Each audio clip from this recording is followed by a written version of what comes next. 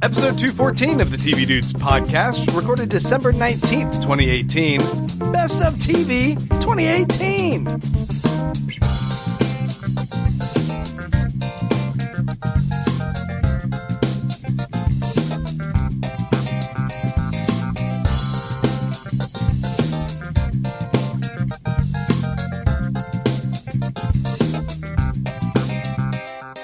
Yeah. It's here. It's the best of show.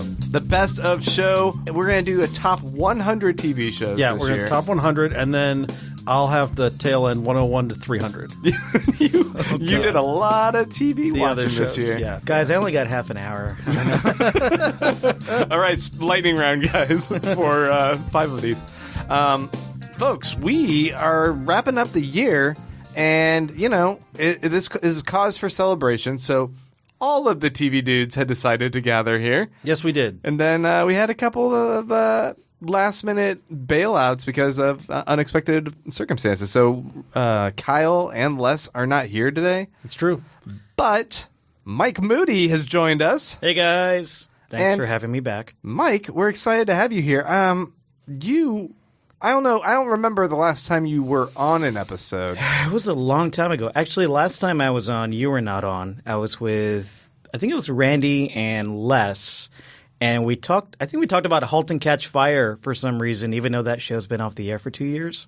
You guys might have. I've not watched anything past season 1. Yeah, it's been a while, is what it is. I think you announced me as a TV dude. Oh, okay. I was like, did we do the honorary, like the official announcing and then did. the trial by fire where you have to watch all 12 seasons of Big Bang Theory? Just back to back? No, you Yeah. just have to watch Agents of S.H.I.E.L.D. Oh, man. Which is worse? I'm not sure. I like Agents of S.H.I.E.L.D. Okay. then I've made Big that Bang known. Theory. You have to watch Big Bang Theory. Yeah. Well, glad to have you back on another episode. It'll be fun to ring out the old year and ring in the new year. Sure, that's the thing. Yeah, Ring Out. I hadn't heard it. I don't know if you ring out. I mean, It's like a towel. it's in keeping with Glow. Gotta Ring get the Out. sweat out of it. Am I the token diversity hire? Is that what's Yes. happening? Yes. Yeah, okay. What diversity are you? I'm Latinx, bro. Okay, then yes. Cool.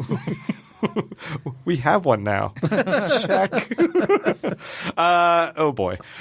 Folks, yeah, we are going to do a top 10 list, and Randy, tell the people how you tabulate this. All right, so this is a very complicated process by which everyone presents their top 10 of the year. I go down the list and I see, okay, well, who had multiple picks? I go down the list and say, we're just going to keep my top 10. Yeah. No, that wouldn't work. I've tried it. But I did, so we have a couple of shows that like all 5 of us picked. Mm-hmm. Then I went down to the shows that 4 of us picked. Then the shows that 3 of us picked. Then I think that's as far as it went. There were a couple that 2 of us picked that wound up on our alternates. But basically I was like, okay, a majority of us liked this show, so it makes it the top 10. And then I space it out, and then I sent out to everybody like, hey, does this look good? And it seemed like we mostly agreed on this. Do you have a spreadsheet for it? Look, you know what? Yes. I do know what. I know the answer to this question. I just Probably want the confirmation. more than one spreadsheet, I'm guessing. No, just the one. Just the one. Multiple tabs. Yes. Oh, he's got spreadsheets, though, for all sorts of things he's been ranking throughout the year. Not spreadsheets, just lists. Lists. Multiple lists. What are you making your lists on? On Notepad. On Notepad? Yeah, like How archaic. I post on my Blogger thing, which I only use for this monthly, like what I like. You're a blogger? And then I go back You George R. R. Martin? I know, right? Fucking live journal or something? No, Wait, I actually finish things. Do you really have a blogger profile I page? do. Yes. It seemed like you were like searching for that word, and you were just trying to like come up with an old blogging platform that would sound funny and old. You're like blogger, but No, I for real use Blogger. Like Okay. I had a blog and I slowly but surely didn't use it, and I'm like, you know what? This is a good place to store my notes in a sort of a cloud format, and it's out there so I can get to it wherever I want. And so I wound up using that. I'm so amazed that Blogger's still around and you haven't know. lost all your lists. I know, right? Folks, yeah, so we're going to get into our top 10. I hope you guys have your own personal lists ready so you can see how many of ours compare to yours and then you can get disappointed with us. And see where you were wrong. Yeah, exactly. See where you're wrong. Before we get into all of that, we are the TV Dudes. I'm Grant. I'm Randy. I am Mike. And you know what? I'm going to skip the general plugs. I will say that we're part of the Electric Sweater Network. Electric Sweater! And if you guys want to go ahead and check out electricsweater.com, you can check out all sorts of other great podcasts that we're proud to be a part of. And let's jump into the news. Okay. I think we can hit some news here. So it turns out Apple is jumping into the streaming game as well. We have Disney Plus coming out next year. DC's just launched. I don't know who else has streaming, but there's a lot of streaming now.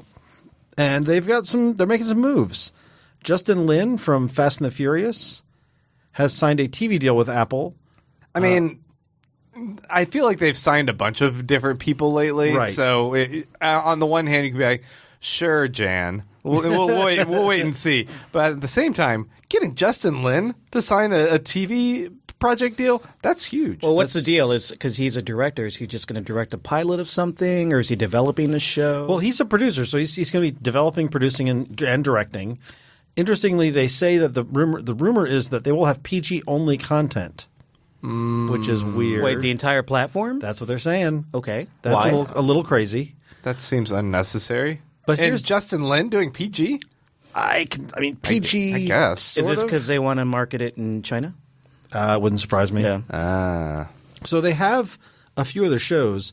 Ronald D. Moore, who did Battlestar Galactica, and it has Joel Kinnaman, Michael Dorman, and Sarah Jones in a space race drama called For All Mankind. M. Night Shyamalan is doing a show that stars Lauren Ambrose and Rupert Grint. Okay. Good for them. And there's It's going to be about redheads, I guess. And there's a morning news show drama starring Reese Witherspoon, Jennifer Aniston, and Steve Carell. Oh. That's big. Man, Steve Carell, you jerk. Why don't you just come back and reboot The Office? Who's running that show? They don't say. They don't know that one. They're also going to be doing new episodes of Peanuts for their show, which it sounds like maybe it's going to be in the vein of the 2015 Peanuts movie, which was CGI. You guys see that? Yeah, I liked it. It was good. It was really good. Weirdly enough, that one's going to be R. It's going to be R-rated. It's a hard R. Maybe NC-17. Yeah. It's going to bring a whole new meaning to the word Woodstock. Oh my God! There's another one here. Jennifer Garner and J.J. Abrams are going to do a limited drama series, My Glory Was I Had Such Friends. Great title, guys. It's based on a memoir from Amy Silverstein as she waited for a life-saving heart transplant. This does not sound like the Alias reunion I was hoping for. No, this sounds more like the new sappy movie Jennifer Garner career path that she's going on. That's just like, what is this? Well, maybe, Grant, but it does say here that the book is about the power of friendship and the resilience of the human spirit. Just like this podcast. Would they steal our mission statement? Sons of bitches. All right. Moving away from... Well, when's all this shit coming out? Like late 2019? Probably, or 2020. This leads into a story about streaming services are now producing a third of all scripted TV series. That actually is lower than I would have thought. Yeah, I'm surprised that the cable is still. Do you guys know how many NCISs and CSIs and ABCs and FUCKs there are? I don't. My grandparents watch all of them. Oh my God! How would you spend that many hours watching CSI or NCIS all week? Or SVU? Is that why old people are so scared? Do they think murder happens? Dude, they're all drugged up on fentanyl and just zoned out in front of their TV. I got to tell you though, I didn't used to understand the appeal of those shows, but I do now. I spent almost a week at my grandparents' house, and that's all they have on, right? And at first I was like, ugh, but I got sucked into it, and I was like, oh man, fucking Tom Sizemore is on this episode of SVU. It's a 2-parter. I'm not going anywhere. And I got into it. I mean, they're solidly produced. They're formulaic, but they know what they're doing. Yeah. I mean, they made our top 10. So. They did. I mean, NCIS takes NCIS and NCIS LA and NCIS Miami make the 3 of the top 5. Yeah. A lot of favoritism being lent out there. Yeah. HBO is developing a female skateboarding comedy TV show. Yeah. Awesome. Yeah, sure. Sounds great. Who's running that? Do we know? It is directed and co-written by Crystal Moselle. I don't know who that is. Who is introduces real-life skater Rochelle Vinberg as Camille, a lonely suburban teenager who joins an all-girl skating collective in New York City and learns about the true meaning of friendship as well as who she is as a person.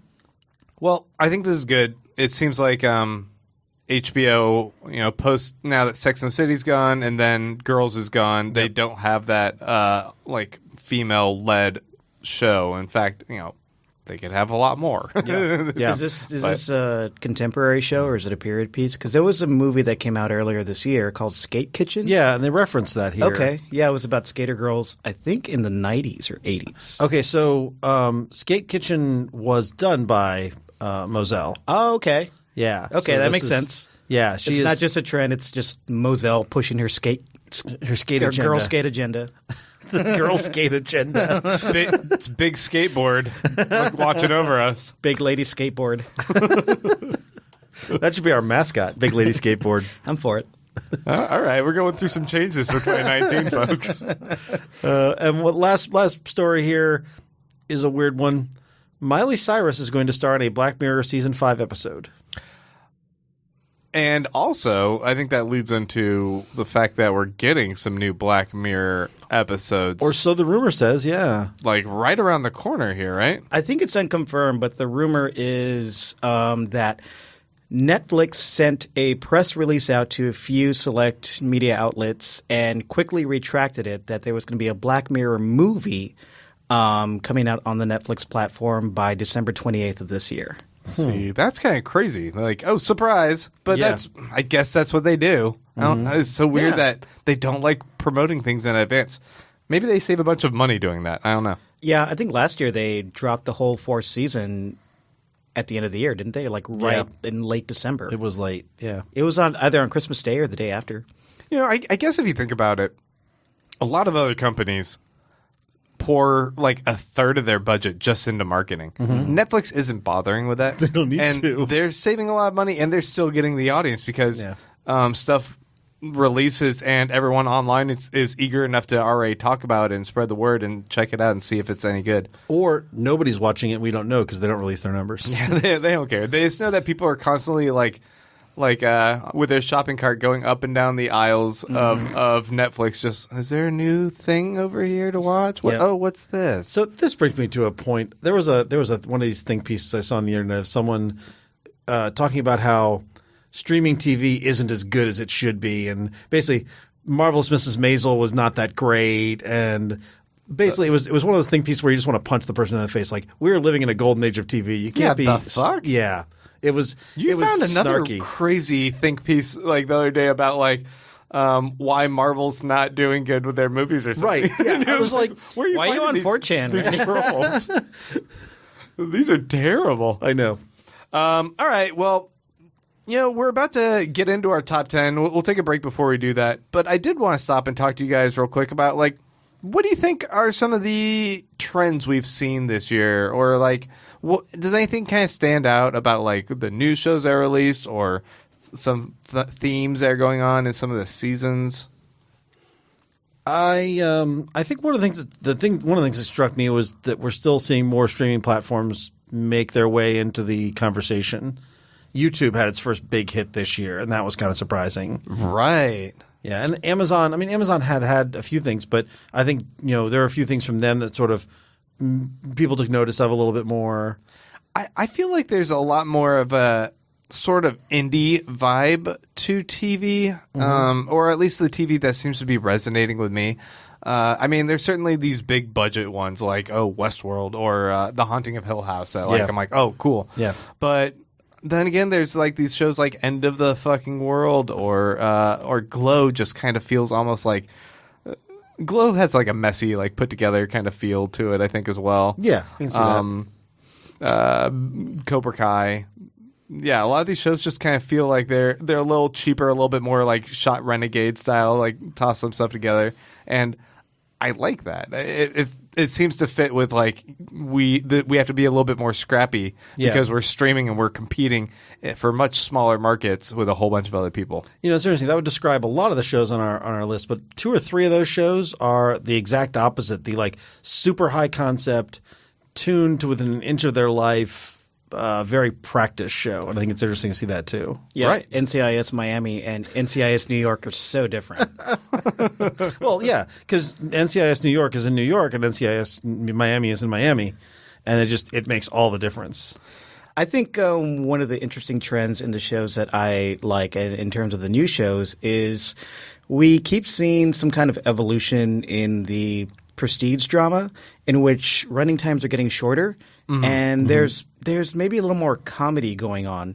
But I kind of want to talk more about the running times because we saw Homecoming, which was by all the marketing, you thought it was going to be an hour-long drama, but it was a short. Some episodes were like 24 minutes, and Barry was half an hour, and kind of blended the line between comedy and drama. Yeah, genre blending and stylistic deviation from the norm. I agree with that, and it goes beyond just like episodes being cut a little short. Because I also noticed that some of these have shorter seasons. It's almost like they're looking at across the pond at like how British TV does much more succinct little mini seasons.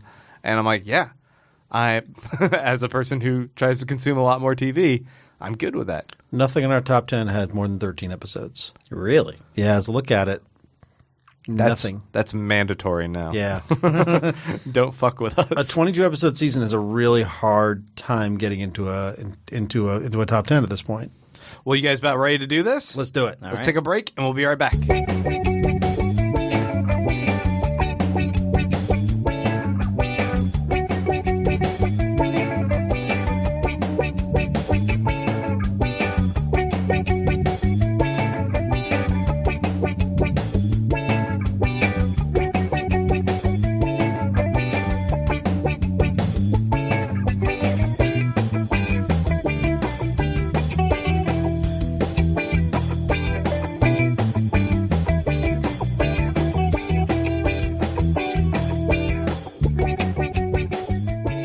Ladies and gentlemen, the TV Dude's Top 10 of 2018. The first one, number 10, goes to Glow. Gorgeous or glamorous? Gorgeous. The gorgeous ladies of wrestling over on Netflix, season 2. Yeah, I thought season 2. Mike, this was heavily on your list, I think. Yeah, I really like Glow. I think season 2 really built upon what was great about season 1. It seemed like story-wise, it was exactly where you wanted it to go. It pushed all the characters forward. We started out with lots of character conflicts at the beginning, and a lot like Orange is the New Black, this show really, in the second season, developed a lot of the peripheral characters more and made them deeper and more interesting and more compelling. I just think it's getting better. The way it ended, the way it set up season 3, seems like it could be like it's a whole new setting, a whole new show. It just keeps getting better. Yeah, I thought what they did with not Sam, but who's the other guy? Who's the producer? It's like Floyd or something. What was his name? Was it Floyd? Might have been Floyd. Something similar to that. His arc this season I thought was really interesting. The announcer guy. Yeah, the announcer guy. And I also really liked it with Machu Picchu and sort of her brothers and her dad and all that kind of stuff. And I liked everything that they were doing with Sam and Alison Brie's characters I'm blanking on. Yeah. It's been a while. Ruth. Yeah. Ruth. Dude, wasn't Alison Brie great? Yeah. I mean, you don't hear her name in conversation or on lists in terms of one of the best performances of the year, but I think this was one of the best performances of the year. If you watch it, it was so steady, so precise. She was so funny, but you also saw a lot of character growth, and she handled it all so well amid a number of great actors around her that could easily outshone her. Because usually in these big shows where you have multiple cast members, you'll have the peripheral characters or actors outshining the lead. The quirky character who becomes the catchphrase for the show, right? Exactly, yeah. Like we saw that again in Orange is the New Black. And here they were all great, but Alison Brie was just so memorable in everything she did in this season. Well, and she also, Alison Brie was so great on Mad Men and so great on Community, and both those shows, she was kind of the good person. She was the the nice girl and the Yeah. put upon wife. And I think in Glow she's getting to show a little more shade because Ruth is kind of rotten in some ways. She's kind of selfish in some ways. I mean, looking at her resume, she's got a pretty strong track record here. I mean, I would agree. Like her and Mark Maron. Mark Maron still like is this gem they found, and like they polished this turd into a gem. And I'm like, man, He's so good in this. he was this guy that like was complete like D-lister. Like, I mean, he was a known comedian in comedian circles, but Right. he never seemed to have his career take off, and now suddenly it all seems to be catching fire, and he's just he does a great job here as such a cantankerous man. Every time he's on screen, I'm captivated. But I would say like this season, for me, it fell into the same trappings of the first season for me, where I thought it kind of starts a little bit slow, even more so this season because I didn't have this kind of fresh expectation of like, what is this? What's going on? I was already familiar with the world, and so I was like, it seems to be kind of treading water in the beginning, but it hit around the 4th or 5th episode, and it's just suddenly everything started culminating, and it got really great, especially that one quirky episode. Where it was the show within the show? The show within the show? Yeah, I love that Like, episode. How That was creative amazing. that was, Yeah. like, gave me this vision of avenues this show could go toward. One of the great things about that episode. You okay there, buddy? Oh, man, I'm just so excited about it. One of the great things about that episode, not only was it such a departure and it showed us like the world within the world of the show, but throughout the whole season, they set up Alison Brie's character as the person who creates all these shows pretty much, or is kind of the mastermind behind all this craziness that they put on TV. Right. And once you see it play out as an episode, it feels credible. Like Ruth would create this. I don't know. It was just another layer to her character. Well, Yeah. and I also think, I don't know that any of you guys are wrestling fans. I wasn't, but I have friends who are. Yeah. And they all love this too because it does resonate with the glow that we saw and like the 80s period piece of it all. The intro sequence they cut together against Sam's wishes was such a great 80s riff, and the way they at did the it mall? just it was endearing and funny, and it totally have a piece of what it would look like. It harkened to – this is going to be weird. But the one scene I actually enjoyed from X-Men Apocalypse, Oh, my God. where all the kids are in the mall looking yeah. around. Yeah. It was like the only enjoyable scene of that movie. But it was like this period piece of like how great it is to go shopping and checking things out. And like when they're shooting that video in there, I'm like, this is great. This is like really refreshing. Yeah, I'm sorry I referenced the X-Men 80s was Apocalypse. the 80s was a great time for malls. It was the heyday. All right, you guys ready to move on to number 9? Yeah. Number 9, End of the Fucking World, Netflix. I was surprised this made everybody's top 10. This was not that high up on my list. This was one season. I'm not sure if they're doing a second I season. think they are. I'm not sure they should. It's weird They because are. they could totally not, and it would be great. It Yeah. was a great little gem. This was not on my list because I didn't catch it. So tell me why it's on your list and why they shouldn't do a second season. It's this dark, very dark British comedy about these teenagers who are both just really destructive, and one's potentially a homicidal maniac, or at least he thinks he has those tendencies. Yeah, he thinks he's a psychopath. And she's just a complete, like, terrible rebel of a girl, and they run away together, and things just kind of continue to escalate from there. And it's got this really charming romance between them that kind of blossoms underneath this depressing dark veil of them running away from a bunch of problems, them both being really fucked up, and then murdering someone. Well, and then they're both the romance is underneath the fact that both of them are not sure about each other either. Not sure about each other, not sure about themselves. Yeah. And it plays very quickly. It's very tightly done. The cinematography, the music, the performances by them. I just didn't know what to expect when I saw the advertisements for this, and then I found I just couldn't stop watching this. Yeah. What's also remarkable about this one was it debuted like mid-January, so it was one of those really early ones that just stuck with me. I know that Les said pretty much the same thing. He's like, if I remember that show so well from January, it's Right. got to be on my top list. Like, Yeah. because how can it still live on that long after we've seen all these other great shows throughout the year? So the implication is very strong that the lead does not survive this show. So I don't know how they do a season 2. Okay. I'm not sure. I mean, what I don't want to spoil it, but we don't see a death on screen. No, we don't. And- I also 13 Reasons Why had a second season, and that was a terrible idea. It was. Oh, yeah. And I feel I feel like this was a good show that does not need a second season. I feel like 13 Reasons Why was also hampered by it wanted to clearly go in a particular way with a plot, and then a bunch of school shootings happened, and they changed it and tried to hustle to keep up with that and fucked up. Yeah. They couldn't do it. I mean, they ran into real life coming in conflict with what could have been an interesting plot. Right. Oh, well. Let's go to number 8. Number 8. Maniac. Yeah. Netflix. Another Netflix show. This one also, it's 3 in a row. This one also might be a mini series. It likely doesn't have a second season. Likely. I can't see a second season of this.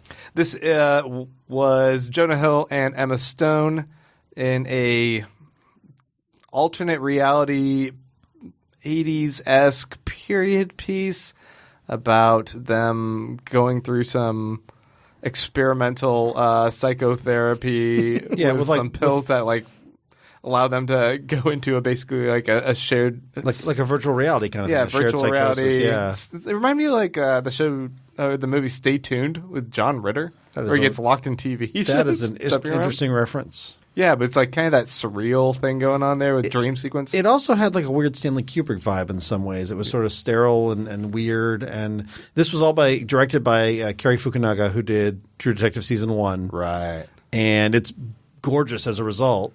It was very Michel Gondry. Yeah. And a little Wes Anderson. Basically all these weird, quirky filmmakers. Yeah. And Jonah Hill was phenomenal in it, as was Emma Stone, because they had to play numerous different versions of their characters. Yeah. And it got weird. I mean, every time I think about Jonah Hill's early career, and then I look at where he is now, did he win an Oscar? He was at least nominated. Nominated. Yeah. And I'm like, man, he's really good. Well, in this one, he plays a Fargo-esque crime lord. He plays there's a fantasy bit where is he a barbarian or is he just a wolf? He turns into an A eagle. hawk. Eagle. That's what I'm a hawk. It's weird.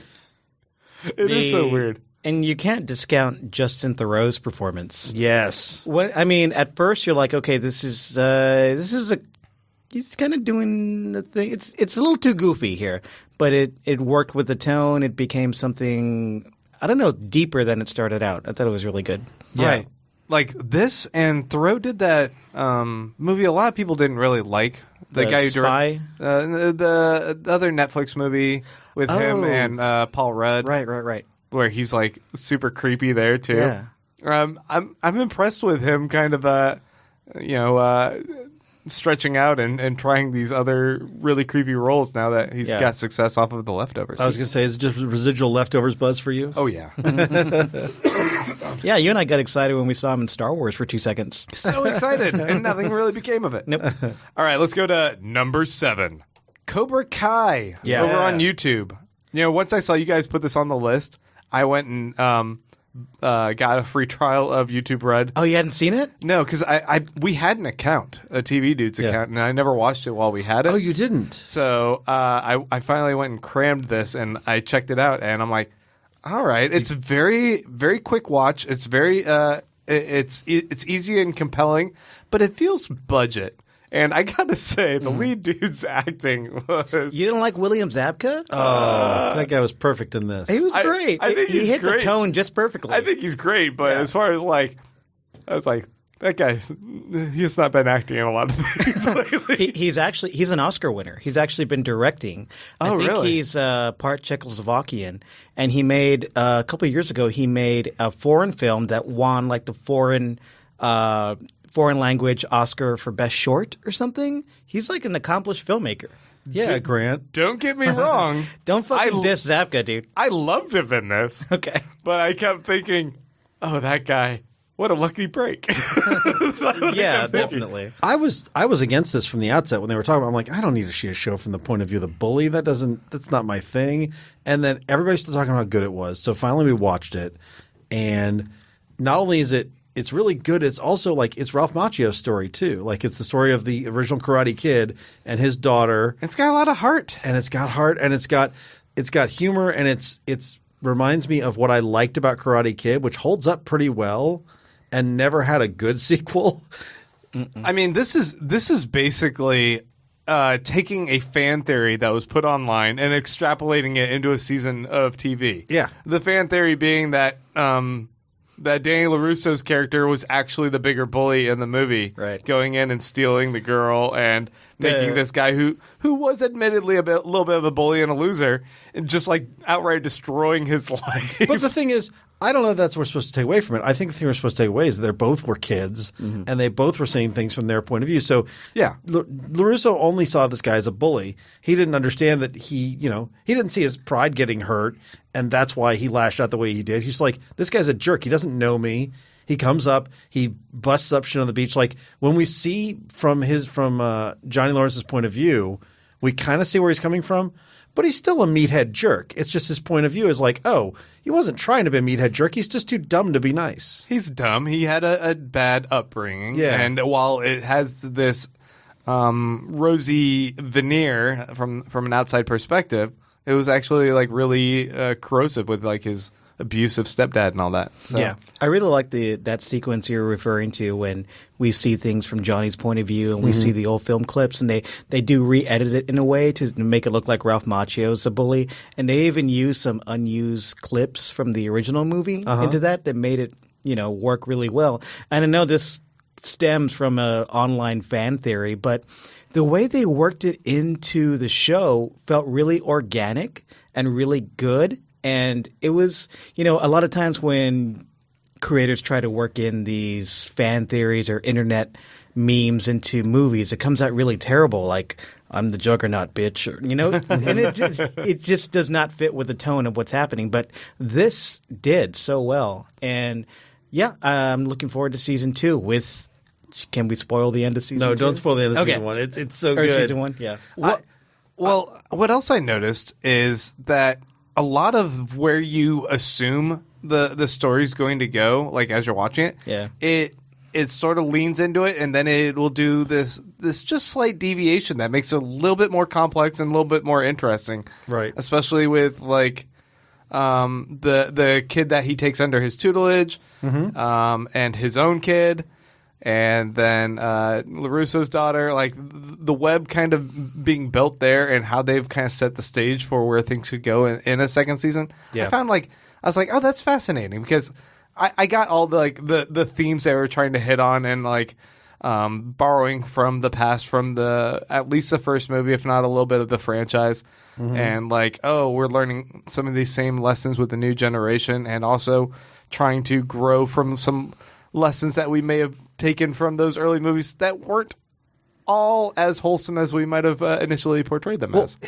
Seeing him turn his bullying and the all no mercy into a thing for bullied kids was a really clever way. So we get this dude, the dude Hawk, which by the way, what a great character, who's just this nerd who like basically steers into a larger than life personality because that's what Johnny Lawrence is like. No, just embrace it. And it's one of those things that's like, this is bad advice, but it works for these kids. I like that there's these glimpses of these other kids that are also still sticking around, but haven't embraced the Hawk. Yes. There's still just these little, like, loser kids, that one little kid who looks like he's 12. Yeah. And he beats them. He literally commits child abuse. And it's funny. It is. Yeah. Definitely a gem worth checking out if anyone had missed this one. Number 6. Westworld, over on HBO, season 2. I think we're in the critical minority on this. I think that a lot of people did not like Westworld season 2. I am in the critical minority in this room when it comes to Westworld season 2. So I will sit back and listen to you praise.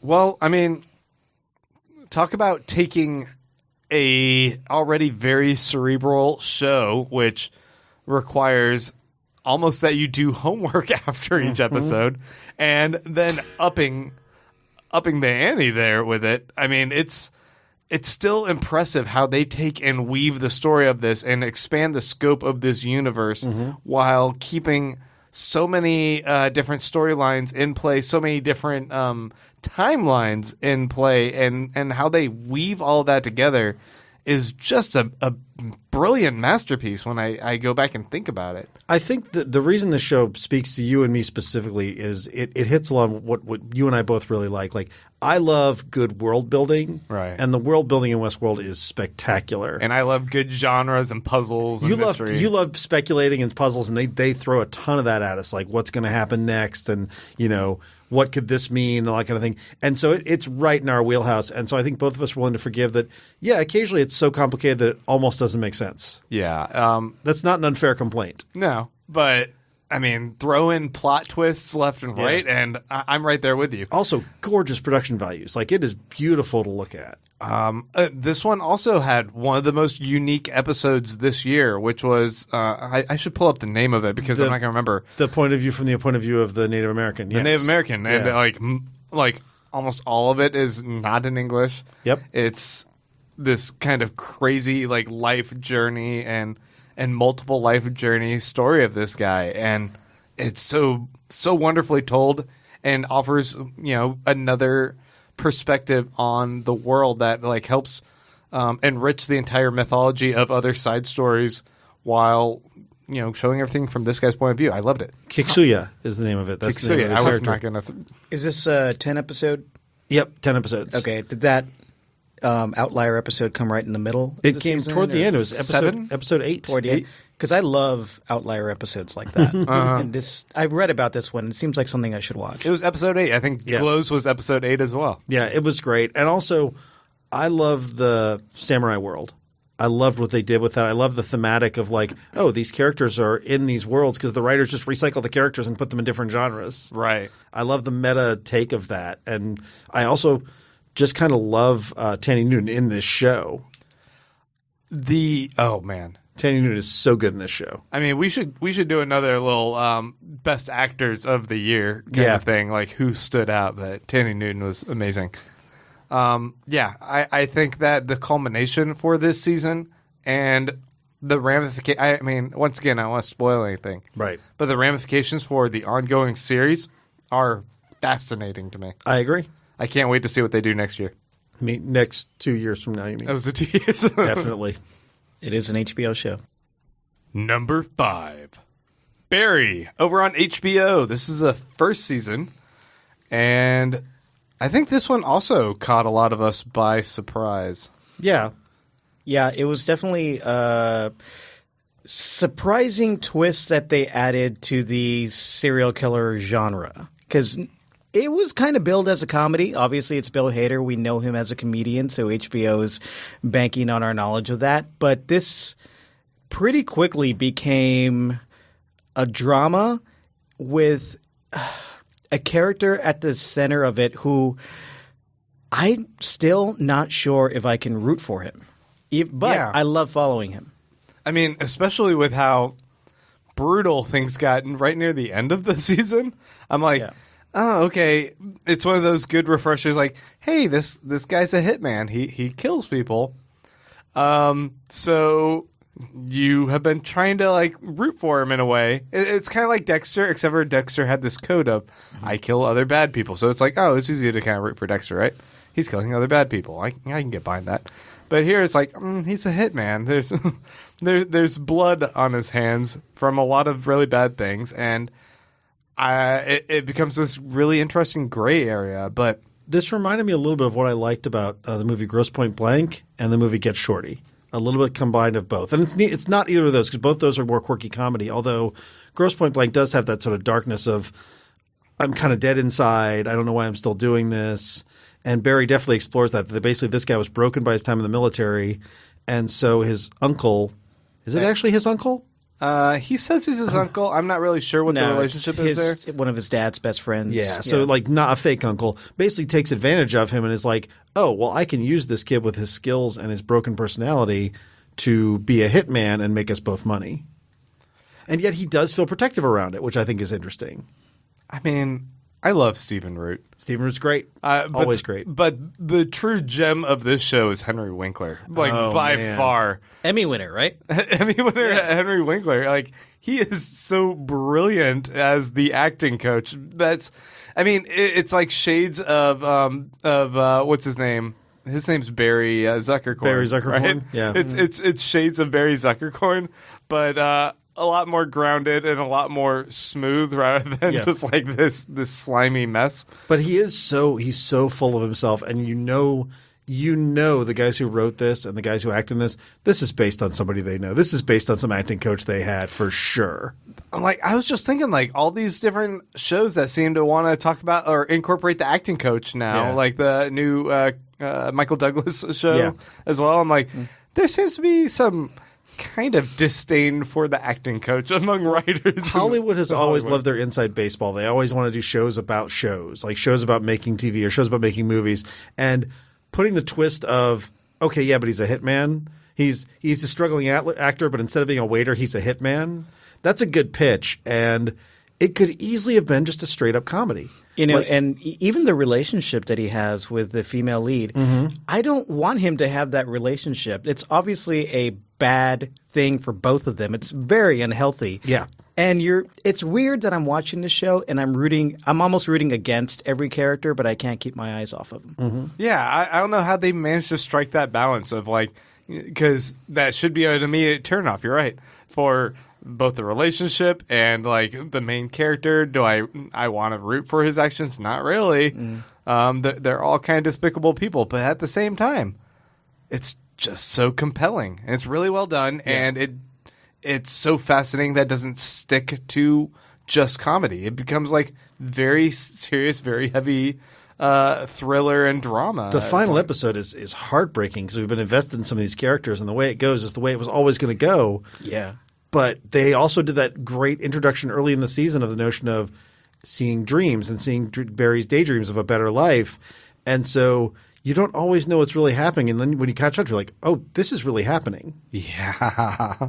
But at least no Ho Hank survived. He's my favorite.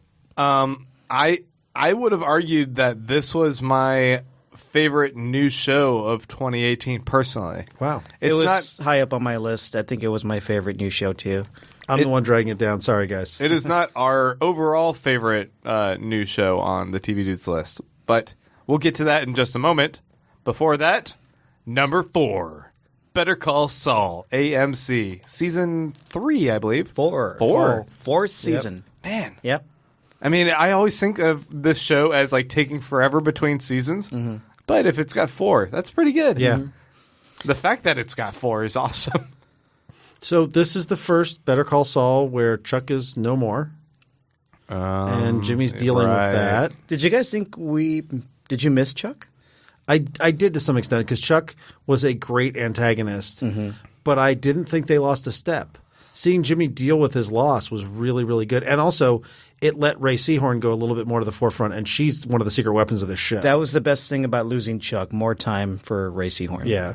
Right, and for her to have a lot more drama to her character, both in how she's dealing with Jimmy, but also her, like, breakdown with her own career path. What do you guys think about the Mike and Gus story? Because it also started to take more of a forefront in this. I mean, what I've been thinking about this whole season was how it's kind of curious that they're still operating with, like, 3 running storylines that have still not managed to, like, really weave together as much as I expect them to. Right. And that it does it so well that it's going on this long is impressive, but it also starts making me a little antsy that I'm like, all right, guys, I kind of want these worlds to collide in some way, and waiting 4 seasons and still not really seeing it is a little frustrating. Even though the acting, the art direction, the way of course, this is Vince Gilligan Productions, and we know what to expect there. Yeah, it's top caliber. Yeah, it's top caliber from Breaking Bad. It's meticulously crafted, and that is a big part of the joy of watching this show. When Saul or Jimmy has a scheme cooking, and they put on these elaborate sequences. So those montages? Those elaborate montages. That's some of the most striking visual stuff you're going to see on TV. So that's a big charm of the show. But I do feel with the fractured storylines, this season was, for me, maybe the only season where I could tell that the writers were more interested in one of the storylines than they were in the other, right? Like they were paying more attention. You could see where others were kind of put a little bit more on the back burner. Yes, yeah. Especially, I love Mike as a character.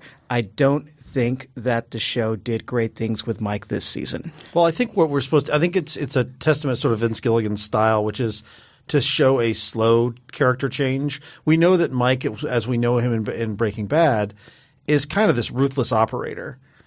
And we're watching them strip away the last vestiges of his humanity here. And I think that him having this buddy relationship that he ultimately just has to betray really shows where Mike broke and decided, okay, I'm all in on being this fixer for Gus. Mm-hmm. And it took a while to get to, but I think it did pay off really well. The interesting thing for me is that as I watched this, I started thinking early on, I'm like, I don't know that I really want to see the origins of Super Lab. Like I don't need to see it's like Patton Oswalt's bit about I don't need to see the rock salt. Just give me the ice cream. Yeah, I don't need the rock salt and the ice, and just give me the damn ice cream. Yeah, I don't mind seeing that. I just wish it was a lot more compelling than it was, because I see what you're saying and what they were trying to do with Mike, and they did it. Yeah. They slowly, gradually pushed that boulder up to get his character more to a darker place, right, which where it needs to be, which is great. But I honestly didn't emotionally feel that happening. I just felt like there was a lot of dead space in between when he started that job and made that friendship towards the end where he got where he got. See, and that's interesting because I was going to say that I didn't think I wanted to see the origin of Super Lab, but I really found the storyline compelling. I thought the story of all these guys and Gus's sort of straightforward, ruthless efficiency versus Mike trying to take into account what it is like to be a person. The push-pull of that I found really compelling. I think it could have been underlined just a little more. It was, and I like subtlety, but it was a little too subtle for me. Yeah, I think where I kind of fall on this is the thread, like the threading of these three disparate plots, and the slow plotting of them does come across a little navel gazing this season. But all of my negative judgments of this show are only in comparison to what it was in the previous seasons. Right. It's not in relation to any other show on here, because I still think this is one of the best shows on TV. Yeah. How they do all of this is still incredible, and it's just like I'm just getting, I think, a little bit antsy that they've spent what's 13 times 4, 52 episodes, and I'm like, okay, you guys started this far away from when he becomes Saul? Right. Like, quit showing me these really fascinating Cinnabon clips at the beginning and end of the season, and then going, we're never actually going to hit that season. We're never going to give it to you. Come on, you sons of bitches. I want that, too. I think there's an argument to be made that once he becomes Saul, the show is over. We've seen Saul. And I think a series about Saul running his law firm that's side stories on Breaking Bad. I think it becomes Saul, and then they jump ahead to the black and white timeline. Maybe so. Yeah. I mean, give me a season in there. This is the first season in which we saw some really forward momentum in the black and white timeline. It seemed like he was going to get kidnapped, or maybe somebody was following him, right? He's at least looking over his shoulder. Yeah, he wasn't. I think he's just paranoid. Maybe, but there was more meat to it than there was previously. Is Kim in that world with him? Yeah. Is she in the house with him? I don't know. Yeah. Or is it going to be one of these things where he goes, I got to get Kim back, and he's running down the terminal, and the music's playing Salisbury Hill or some shit. And they meet on the Empire State Building on February 14th. Man, that's what I hope for. Smoochies. That's the dream. Number 3, Haunting of Hill House. Netflix. Yeah. Surprisingly awesome. This was the best new show for me of this year. I dragged my heels on this one as well, like watching it. I was like, I watched the first episode and I was like, that's pretty good, but I don't know. I'll get to it. And finally, like, I heard everyone else like going, no, that's a really good show. So I dove in and I was like, holy fuck, this is good. Yeah, and not just because nobody does scary like this. Like, it was a scary show, but also the character stuff is so good.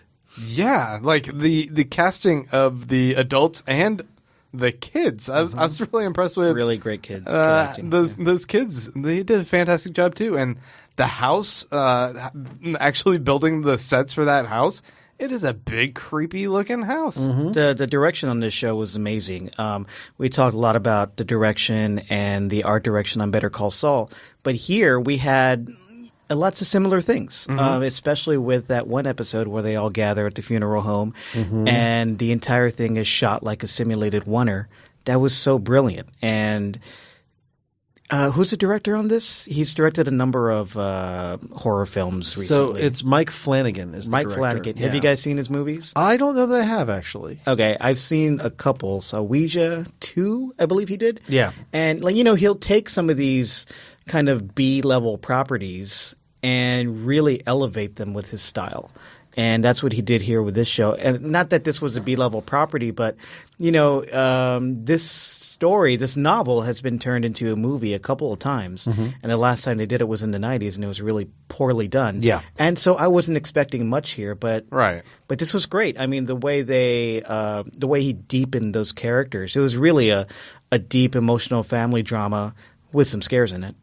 And this has to be some of the most incredible casting I've ever seen. Oh, yeah. For the father and him both younger and older, and how much those two actors look just alike. They really do, yeah. Yeah, and they're both Henry Thomas and Timothy Hutton are both fantastic actors. Oh yeah. There was nice twists and turns. Like the bent neck lady episode is such a big shocker. Right. I mean, I did not expect that, but I didn't see it coming either. But right at the end, when that happens, I go, like, before they showed that other clip, Yeah. I was like, oh, fudge. Yeah. That's what that is. Well, and then the episode that Mike referenced, the one that's all in the funeral home, is such a great. They really build the tension because of the way they shoot it in that one shot style, one take style. It feels claustrophobic. They're all trapped together, and so the supernatural stuff is part of the threat. But honestly, it's just all this family drama coming out over the course of decades of holding it all in. It felt kind of like a theater stage performance. Yes. Yeah. And because they all have to do this in one take, or like with at least seamless cuts kind of going on. Right. I actually assume it was done in one takes for those chunks. But A lot of it was, but the entire episode obviously wasn't.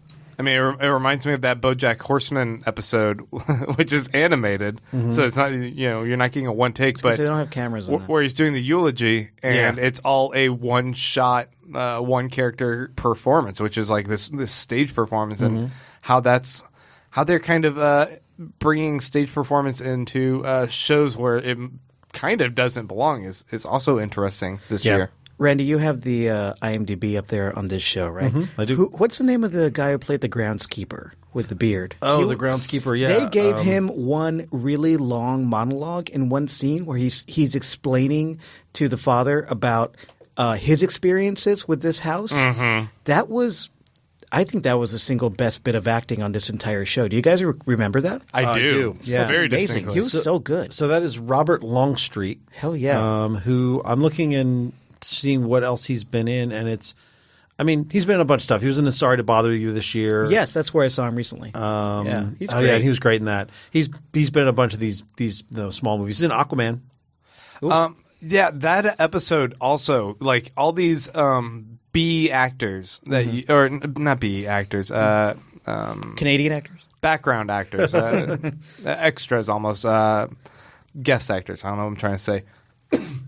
They all get these surprising monologues that they get to give to the main characters that are like really revealing and damaging to them. And it was like, oh wow, you were much more than just like this romantic fling that we kind of see in the background for that one girl. Right. Like you're actually a person who's going to deliver some of the most illuminating character development for this actor, and not in like such a heavy-handed way because of how the plot allows it to be revealed. I thought it was really fascinating. Lots of surprises on this show.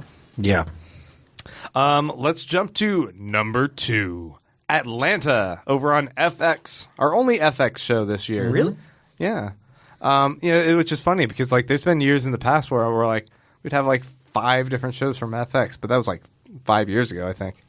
I mean, man, what to say? This was our collective number 2 show, and to reveal a little bit more, our number 2 comedy this year. We have 2 comedies that are in the top 2 spots. Yeah, and pretty night and day kind of thing. Atlanta is, they both have some things in common, and they're both thoughtful and smart. But Atlanta is a darker show. It's surreal. I guess they both have that in common too. It's got some surreality to it.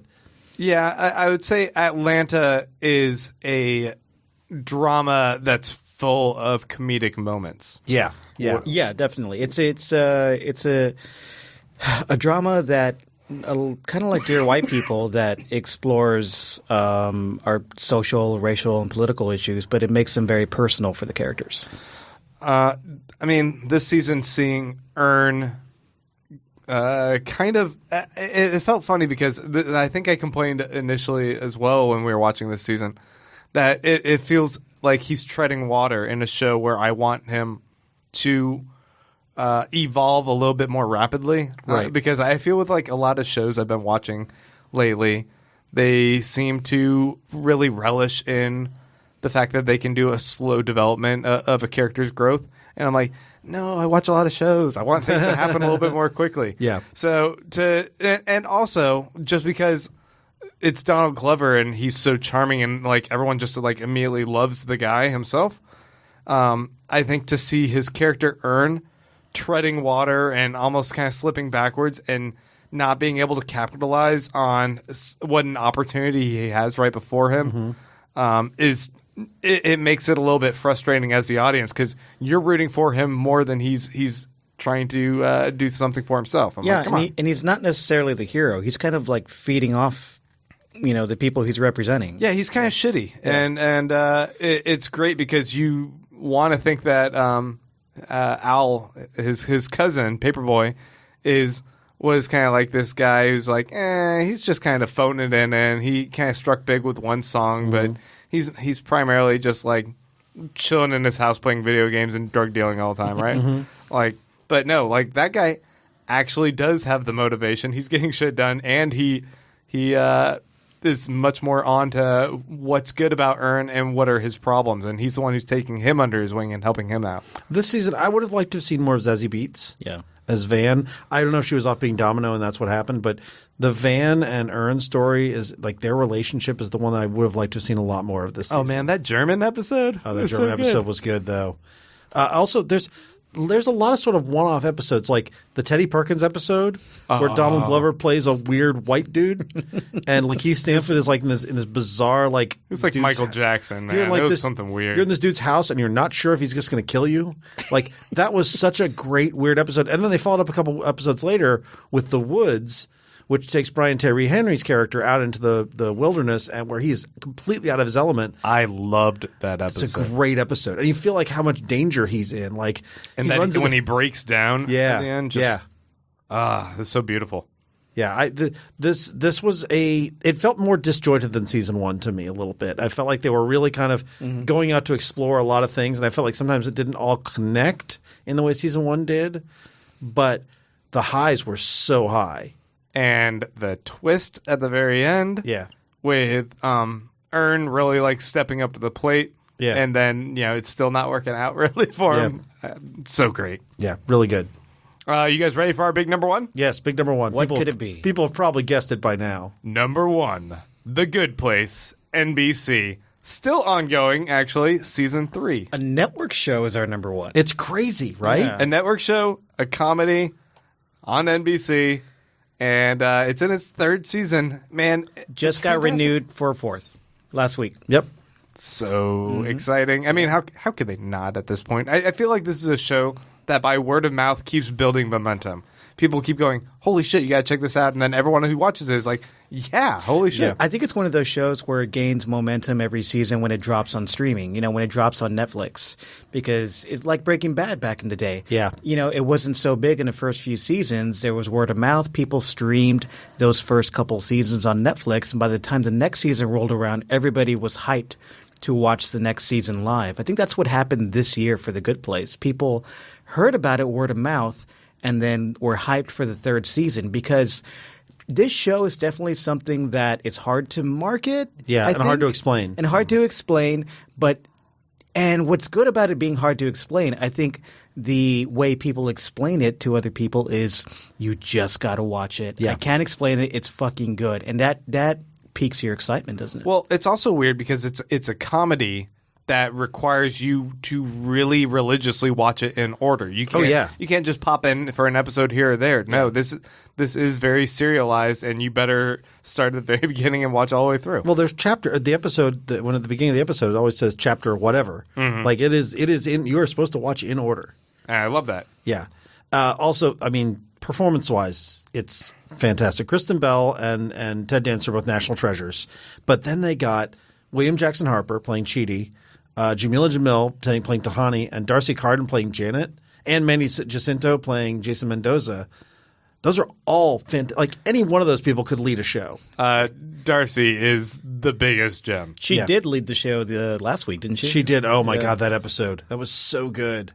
I mean, man. And the show keeps reinventing itself in such surprising ways, but this is going to sound strange. It reinvents itself, but the core of it doesn't change. It's about what it means to be a human, how we're stronger together, and just exploring all these different philosophical ideas that back up that one truth. It's great. Like the heart is there. As much as this show changes, the heart remains the same. It's earnest in its attempt to actually educate its characters and the audience as in a way that about being good, and I like that. Yeah, and it's smart about philosophy. It's got a lot to say, and it's interesting as I look at the episodes. There's only 10 episodes. We've seen 9 of 10. The 10th one comes out there's only one more beginning of January. Yeah, only one more. I felt like they were getting a 13-episode season this year. I guess I'm not. It might update with more episodes coming out. So I think it is a 13-episode season. But looking at the titles and remembering, like a lot of people, I think were a little down in the first half of the season, like, oh, they're spending too much time on Earth. But I look and like it starts off with the Australia episode, which introduced Kirby, a character I loved. It brought them all together and then introduced Trevor into the mix, which was a great little twist. Then they did a Jeremy Bearimy episode, which was the timeline, which was really good. Jeremy Bearimy. Then the Ballad of Donkey Doug, which introduced his dad. Like, that's a great episode. And they as I look, I'm like, there are no weak episodes here. It's just that we didn't know what they were doing. And I think when we look at this as a whole, we're going to be like, yeah, this is another strong season. Especially when that Janet's episode is such a highlight. Right. I mean, after it's weird to put this in our top one spot, and then for me to say anything disparaging about it. But in relation to the previous 2 seasons, I once again felt this one was a little bit slow in the beginning. It seemed like they were ending on a monumental cliffhanger every episode of the first 2 seasons. Like the plot was just advancing in such crazy ways. I was like, oh, whoa, holy shit, they're going there, and they're just not wasting any time. And I was like, it almost felt like they were just kind of taking their time this season, and that they were just gonna to rest in their new location. They developed the ensemble more this season. And I guess I appreciate that they were trying to enrich the characters a bit more, and then suddenly they go, no, we're going to do what we usually do. We're going to start throwing this into overdrive again. And I'm like, yes, this is what I love again. Well, and like I said, I think when you go back and watch those, knowing what's coming later, and you're not just like so bent on what's going to happen, right? You're going to see the strength of those episodes, which was, again, laying the groundwork for all the character stuff that paid off so well in the Janet's episode. Yeah. So that is our top 10 list, our official agreed upon top 10 list. Not a bad list. The consensus list. Our consensus list. Now, if you guys are like, what? How are you guys forgetting this show or that show? Don't worry. Next week, we are going to be recording an episode where we talk about The Leftovers. But not The Leftovers. Ah, man, I wish we were talking about The Leftovers. We're going to talk about our Best of the Rest 2018. So you guys can stay tuned for that next week. But you know what? We got some listener questions. Oh, yeah? So let's take a quick break and we'll go answer some of them.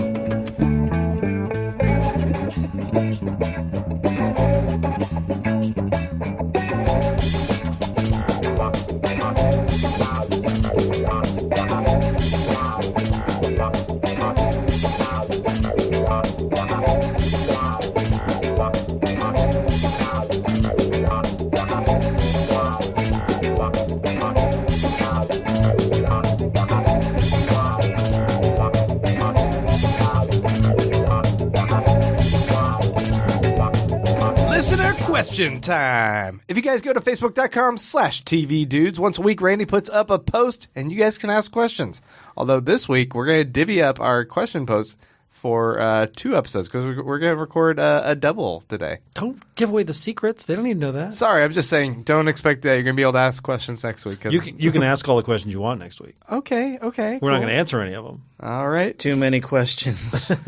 Let's get to our questions here. First one comes to us from Daniel Uvaldo, who says, "Hey, dudes, who is your favorite TV Dude reviewer?" Now, is that among us? We have to pick each other. Are we all just going to pick ourselves? Yeah. No, I don't like Randy. I don't care for him. Yeah. Yeah. Who is your favorite TV Dudes reviewer? Who I like whoever agrees with me on a given week. I agree with you. See, I like Grant. Grant's my favorite. Yes. All right, Mike. How can I get your vote as well? I like Ashley. Ah, son of a bitch. I like Ashley, too. Do you like me agreeing with you? Yeah. Oh, sweet. That's I like another Ashley. point for me. I love all you guys, but I like Ashley and I miss Ashley. Yeah, we all Yeah. miss Ashley. She's crazy busy. Yep. Yeah. She's all smart and shit. Yeah. Doing smart shit. Yep. All right. Next question comes to us from Mike Moody. What? Is that you? Is that a different Mike Moody? It says, "You like a eggnog?" You like eggnog? I could have just asked you to ask the question. It's a here. Christmas. You like eggnog? Mike, explain. You like a turkey, you hate a turkey, you like an eggnog to me. What's going on Are you here? having a stroke?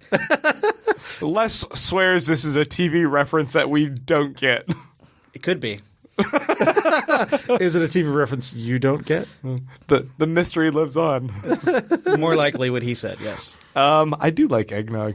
I don't know that I like eggnog. I'm agnostic on eggnog. Huh. My opinion on eggnog is the branding is terrible. It should not be called eggnog because that's a fucking gross sounding It name. sounds gross. Yeah. They should call it caramel milk because that's what it is. Well, yeah, I don't like that Ooh, either. yeah. Call it creamy caramel milk, and I'm like, yeah. Nom, nom, nom. Okay, next is a question from Marvin Lanier, who says, lays down his pitchfork. Oh, good. Randy, where are you in your Venture Brothers viewing? Have you given up? Given up is a strong term because it implies an active role. I just kind of stopped watching. Okay. I think I got to season 3. And here's the thing. It's not that it's a bad show. It's a good show. But just a lot of competition nowadays. there's a lot of other stuff to watch, and I just don't love animation the way people love animation. I get it. I was really enjoying the shows this new season. I watched the first 3, but then I realized it's kind of an annoying pain in the ass to just go and find the Adult Swim channel just for that show and log in. And then when I go down there, I have to scroll all the way down to the letter V because I can't do quick. It's on Hulu now. It's all on Hulu. The latest season? Oh, the latest season. Yeah, right. I'm caught up. I'm on the latest season. Nah, the It's latest just one's annoying. not on Right. Hulu, yeah. Yeah. So, I'll catch up eventually, but it's Me just too. not a priority for me right now. When I retire, I'll watch the rest of Venture Brothers. Now, I want to say that Jonathan Huffnagel did write us a very nice Christmas spirit letter, and I won't read the whole thing here because we have another episode to record sometime today. It's a long one, but I just wanted to say thank you and happy holidays, Merry Christmas, or whatever you celebrate, Jonathan, and we we love you, man. Happy holidays. Happy holidays. Happy holidays. Next question comes to us from Alec Miracle, who says, dudes, in Lost, the TV show, Kate had to choose between Sawyer and Jack. He did. I didn't know that. It was, I guess it was a love triangle. Should I watch Lost? Yeah, there's this whole thing. You like a Lost? Yes, this one I can answer. Yes, I do. I want you dudes to choose between Sawyer and Jack. Sawyer. And after that, because I'm eating Doritos, choose between Cool Ranch Doritos and Nacho Cheese Doritos. Nacho cheese Doritos. Okay. And he says, yes, you must pick one or the other. And Randy had no problem with that, apparently. None. So he's going to have Sawyer covered in Nacho Cheese Doritos. I disagree, but actually now after hearing his surety, I agree. I'm a follower. Here's the thing. It's not that nacho cheese Doritos. It's not that Cool Ranch Doritos are bad. It's that nacho cheese Doritos are superior. I'm going to go with Jack because Jack was the hero. He was fucking rational while everyone else was crazy or selfish and being a dick. Counterpoint, Sawyer's dreamy. No, he's got slopey shoulders. That's true. Yeah, Yeah. It's like his neck just like goes all the way down to where his nipples are shoulder wise. It's just like an angle. But thing. Sawyer It's Sawyer was the everyman, the sarcastic everyman. He's the Han Solo. every man don't look like that. Jack is the boring Luke Skywalker. I'll take boring Luke Skywalker to scoundrel who won't give someone who needs their insulin or asthma medicine back. Boring Luke Skywalker does not hang out with Bai Ling on a beach and get a badass tattoo, man. Fuck You don't. yeah. You don't know they didn't make that prequel. Biling and dumb tattoos. Michael Gistini says, Season's greetings, dudes. I'd be curious to know what your favorite single episode of the year is, or episodes of the year are, since those often differ from overall best shows. For me, it's a tie between Teddy Perkins' episode of Atlanta. Ooh, man, that's really good. And the Scooby-Doo episode of Supernatural. He also offers his unsolicited top 10. We're going to read them anyway for you. Yep. Number 10, Barry. 9, Series of Unfortunate Events. 8, Legion. Ooh, man, I forgot about Legion. 7, Patriot. 6, Killing Eve. 5, American Vandal. 4, Atypical. 3, Vikings. 2, Haunting of Hill House. And number 1, Atlanta. With honorary mentions he gives to Riverdale, Good Place, The 100, and Always Sunny. Good list. It's not a bad list. The Good Place is not on it, and therefore it's invalid, but otherwise good list. Maybe he feels like it's an incomplete season. It's hard to rank it. I see. Not You buying. disagree. I'm not Obviously, buying. we all disagreed because we put it on our top 10. We put it at the number 1 spot, in fact. My favorite was this episode, Janet's, that came from The Good Place. That was titillating. That was the last episode of TV you saw before recording this episode. Yeah, it was Judge Judy. What did I just see this afternoon? He's like, I like that episode of Cobra Kai that I watched. Yeah, I don't know which one. You know, That last one. that's definitely a great episode. I think probably I would go with there's a Star Trek Discovery, one of the Star Trek Discovery episodes, especially one of the early Mirror Universe ones, probably the one where Lorca was revealed, or anything with Captain Killy. Like, there's one of those episodes was my favorite episode of TV. There's a new Star Trek show? Yeah, there's a Electric Sweater has a podcast about it called the Star Trek podcast of podcast things. Oh, yeah? Star Trek dudes. I think Star Trek dudes. Yeah, that's what it's called, right? That's Yeah. right. That's right. Trekkers Unite. That's what it's called. It's all coming Something like back that. to me. Mine's going to be a Barry episode. It was the 7th episode. Loud, Fast, and Keep Going. This is the one where he spoilers for Barry. Okay. Okay, listener, spoilers for Barry. This is one where he kills his military buddy. Oh And man. he murders him. And I think this was the point where I realized that I was not rooting for Barry as a character, and I got really tied up emotionally, and I didn't know who to root for or where the show was going.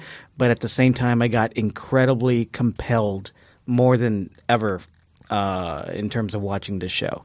It was just extremely memorable. Probably like the most memorable episode of TV I saw this year. Yeah. You know what, Randy? I feel a little bad that Yeah. obviously I took Janet's from you, and I know I know that you wanted to go with that one, so I'm going to say you could have Janet's if you would like. Okay. And I'm going to say that my other favorite episode of this year was Free Churro from BoJack Horseman Season 5. Oh, okay. This is the episode where he gives a eulogy for his mom, and very powerful stuff.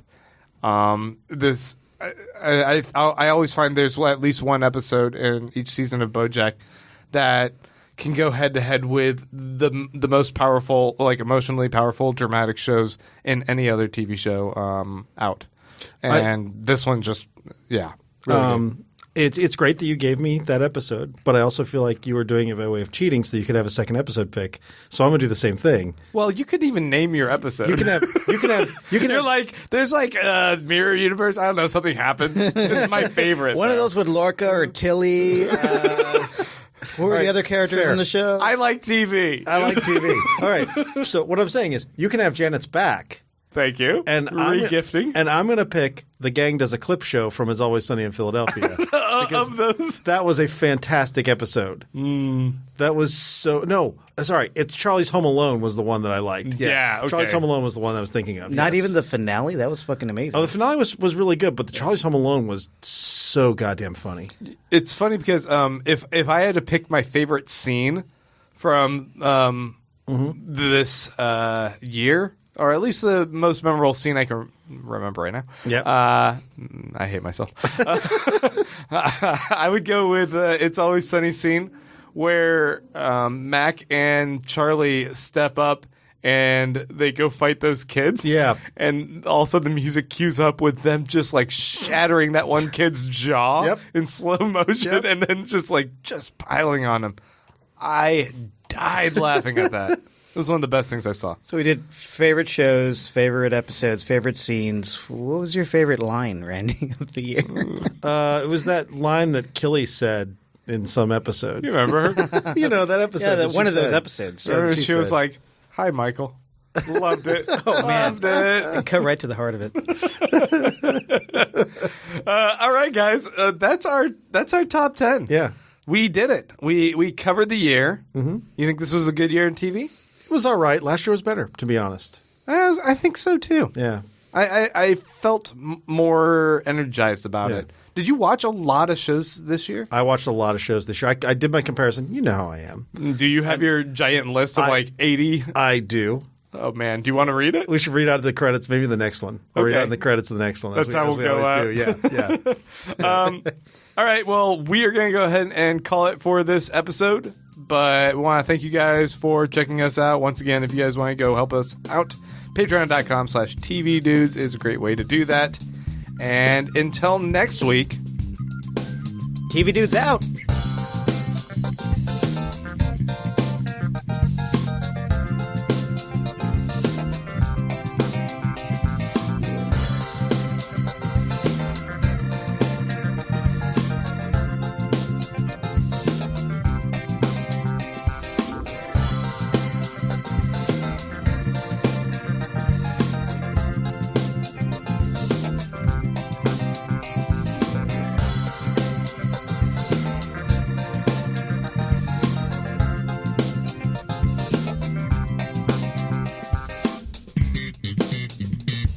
The TV Dudes is an independently run podcast and a member of the Electric Sweater Podcast Network. We are exclusively listener supported. If you'd like to help us out, go to patreon.com/tvdudes. You can like us on Facebook and Twitter @TV Dudes. All the music for our show is by our friend and original TV dude, Gregory J. Amani Smith.